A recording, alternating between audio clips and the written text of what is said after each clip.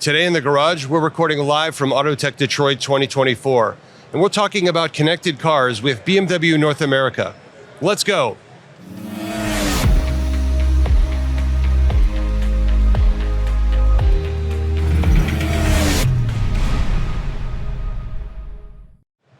Welcome to the garage.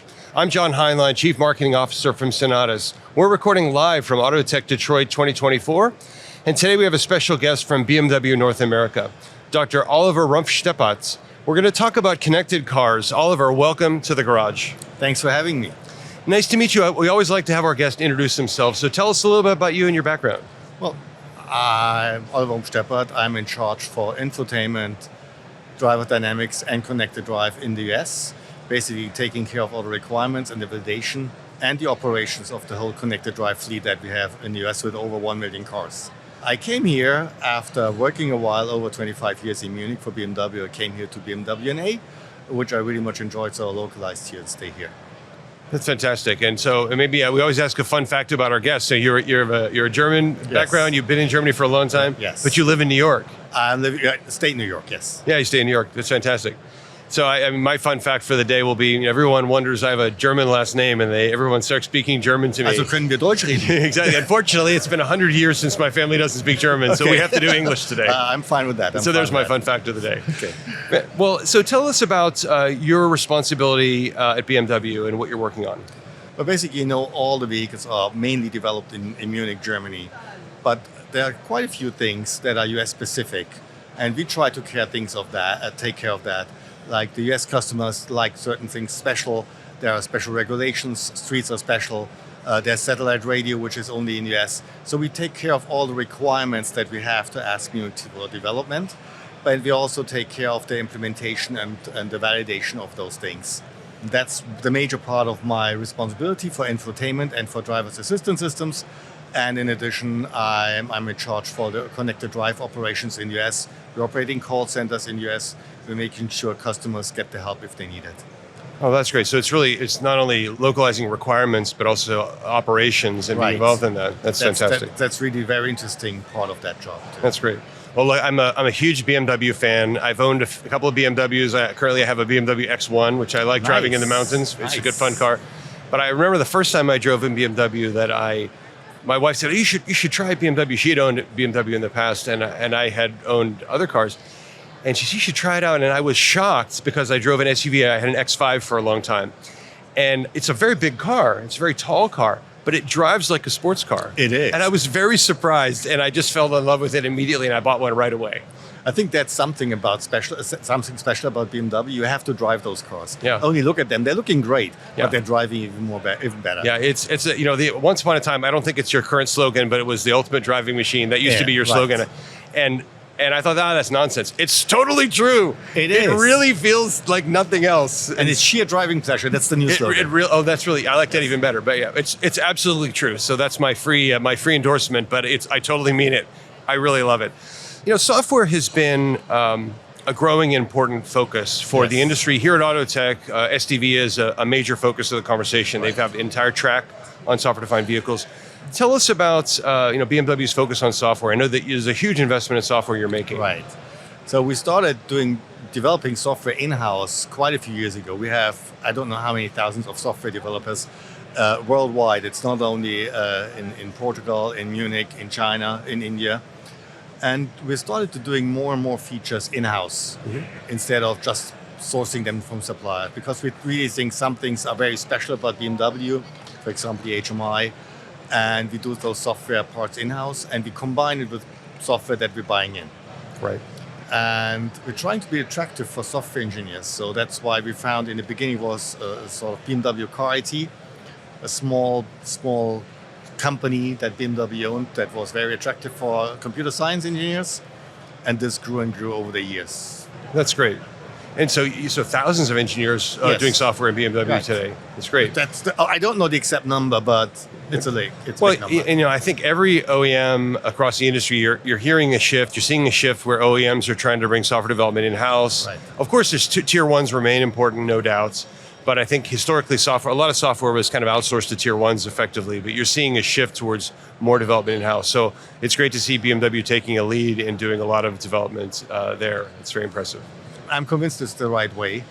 You have to find a balance where you, in the partner network, what's in-house and what's outside of BMW. So you're responsible for BMW's Connected Drive operations in the US. I wonder if you could tell us about Connected Drive and kind of some of the important aspects of it that are important to you.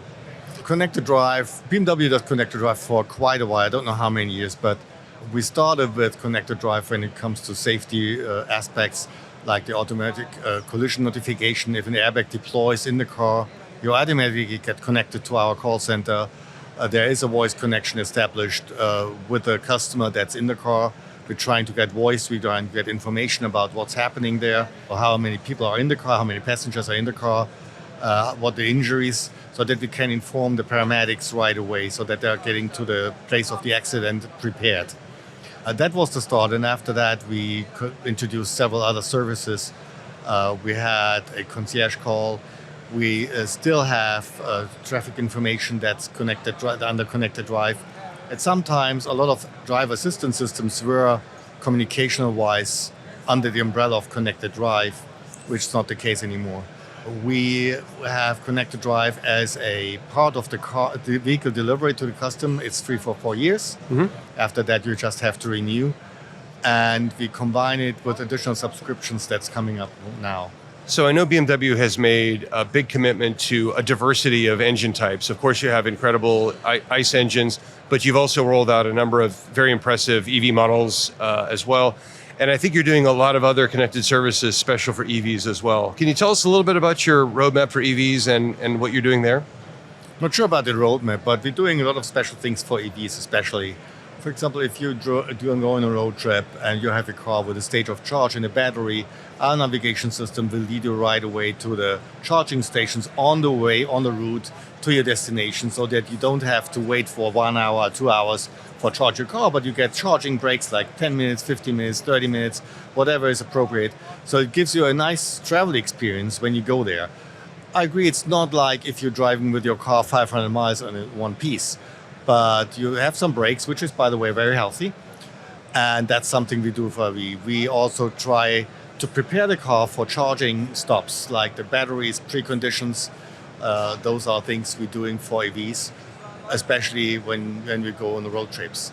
In addition, BMW supports really wall boxes for your charging at home, which, in our perspective, as far as we know, is the main use case for every customer. Besides charging in the company when you're at the workplace, most of the people charge at home. That's right. There's a ton of conversation this week about EVs, shift to EVs, and the infrastructure required. So just maybe on your last point first, and then I'll go backwards. Having home charging is critical, and I think that we're seeing that roll out more and more across the US, I'm sure across other places. So that's great. And then as far as the driving experience, that's very important. I drive an EV myself today, and having it integrated into the car to help your charging experience on longer trips, which frankly you don't have to charge on trips most of the time, but on a long trip you do. Right. It makes it a really seamless experience. Correct. And I think that's important. It is, and the charging network, certainly on highways and the kind of places where one would typically want to take a charging break, is really expanding in the US, and I think it's going to only continue to grow in the years ahead. That's right. I completely agree. The question is, what are the legal boundaries that we have to fulfill?